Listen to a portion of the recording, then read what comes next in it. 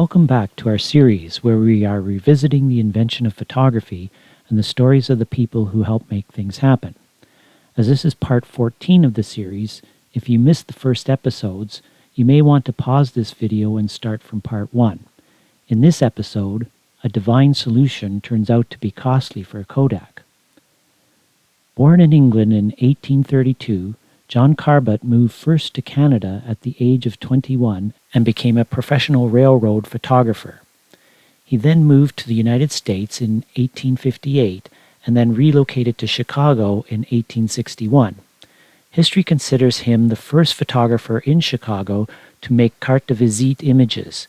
He was hired in 1866 by the Union Pacific Railroad as their official photographer, and one of his first tasks was to make a series of stereographic cards depicting the milestones of crossing the 100th meridian during the construction of the America's Transcontinental Railway.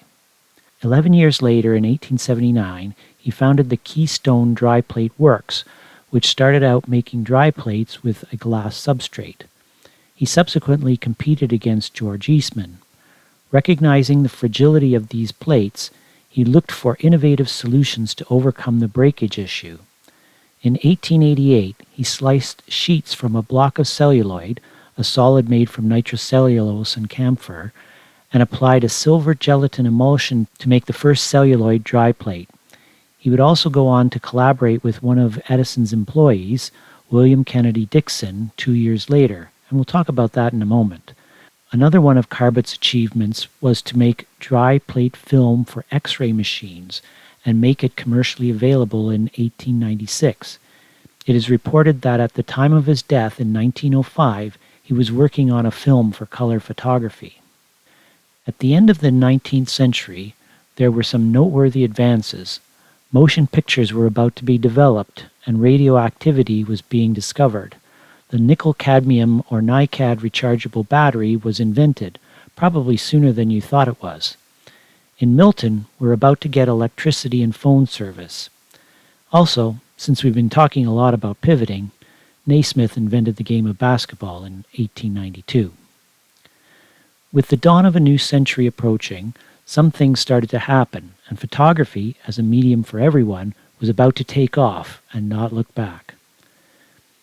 No surprise that the genius and polymath, Thomas Edison, had some sort of hand in advancing photography, although in this case, that of motion pictures.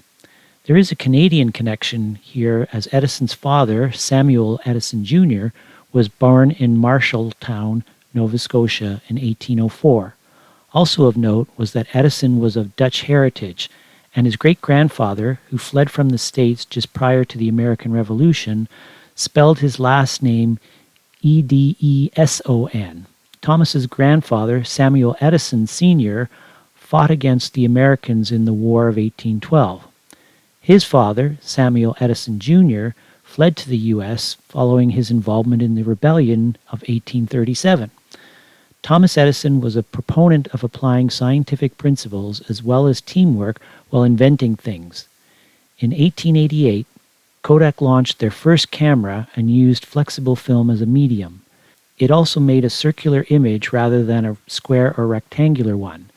Being a bit worried that others may be on the brink of inventing the same thing that he was working on, Edison and his assistant, William Kennedy Dixon, got to work and set out in earnest to create a device that would record moving pictures. Born in France of an American mother and a Scottish father, William Dixon was raised in the UK and at the age of 19 immigrated to the United States. For 4 years, he tried unsuccessfully to be employed at Edison's laboratory in New Jersey. He was finally hired in 1883 in what ultimately proved to be a good decision by Edison. While working in the lab, Dixon also became Edison Company's official photographer. In 1888, Edison filed for and was granted a conceptual patent for a device he called the kinetoscope.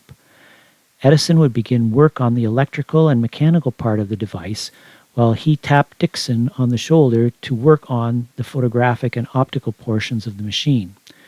Dixon obtained from John Carbutt a 15-inch wide sheet of celluloid film to experiment with on a cylinder. The version of the film supplied by Carbot proved to be too stiff for motion pictures, but having a flexible substrate was the way to go. In an August 1889 visit to Paris to attend the Exposition Universelle, Edison met with Etienne Jules Marey, who shared some insights and techniques he had while studying motion and locomotion. When Edison returned to the States, he filed a patent caveat describing a kinetoscope that used perforated film strips rather than small photographs on a cylinder. Dickson and the team pivoted and began working with Eastman to develop a flexible celluloid film that would travel vertically through the device. Dickson would settle on a 35 millimeter width with a 4:3 image aspect ratio. Here is a kinetoscope. The viewer would look through the eyepiece on top of the box and, of course, the cabinet door would be closed while the kinetoscope was in use. As cinema film traveled vertically, the usable part of a 35 millimeter reel was only 18 by 24 millimeters. One could get a high frame rate if the film traveled vertically as opposed to horizontally if the motor mechanism pulled the celluloid at the same speed. Episcopal clergyman Hannibal Goodwin had a problem he needed to solve. He needed a clear yet unbreakable substrate in which he could place his biblical teaching images onto. In the attic of the church rectory that he stayed at, he set up a chemistry lab because, that's what one does when they have a problem to solve. He even cut a 5-foot hole in the roof so that more light could come in. After 20 years with the church, he retired in 1887 and filed a patent application. Unfortunately, his patent was not granted for another 11 years. Meanwhile, back in Rochester, Eastman had started production of his version of this film. In 1900, Goodwin was in the process of setting up the Goodwin Film and Camera Company when he was involved in a street accident near a construction site. At age 78 years of age, he unfortunately died from complications of a broken leg and pneumonia on the last day of 1900.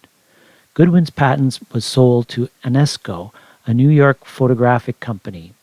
They then went to court and successfully sued Eastman Kodak for infringement of the patent. And Anesco was awarded $5 million US, which would be about $157 million in 2024. History does not record if Kodak was forgiven for their sin. Please join us next time when we get the birth of cinema, some risque business, making an impression, and the one that broke things wide open, and more. We look forward to you being with us.